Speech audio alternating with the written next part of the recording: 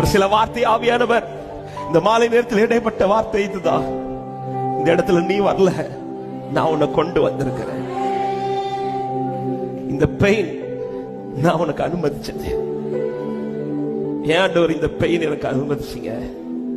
இந்த pain result உனக்குன்னு ஒரு பாத் ஓபன் ஆகுது.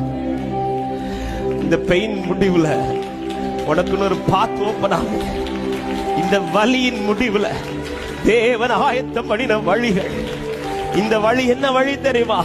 இன்று கண்ட எகிப்தியனை இனி நீ என்றைக்கும் காண்பதில்லை. இனி உன் தலைமுறைக்கு இந்த வலி இருக்காது.